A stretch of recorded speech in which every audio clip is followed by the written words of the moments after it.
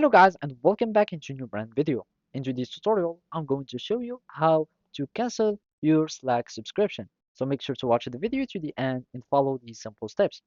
So for this video, we are going to simply follow this article here and it will show us exactly how we can cancel our Slack subscription. So the first thing would be is to go to your working space name on the sidebar, that means here, and after that we will be needing just to search for tool in settings, and then we will find something called workspace settings, and then we can go to permissions or settings and permissions, and we will find our balance option, and then go and cancel our subscription. So let's just apply these steps, and then we will be needing just to search for the settings of our working space. So here we click on our workspace name, and then it will give us tools and settings. So here we will have this pop-up menu. We go to tools and settings, and it will show us another pop-up menu.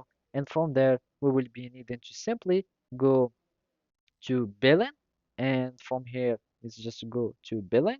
It will be the last option, and basically we need just click on it, and then it will take us to the billing page, and then you will need just to search for your subscription.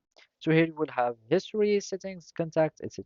All we will be needing to do is just to click on in trial, since I'm using the free trial, or you can simply go to the subscription that you are using, and from there you will be needing just to on um, click on your subscription, and then click on cancel or upgrade so you can manage your subscription, and then you cancel it, and basically by that you will have successfully ended or canceled your Slack subscription. So basically this is how you can cancel Slack subscription on the Slack app. Thank you for watching and see you next time.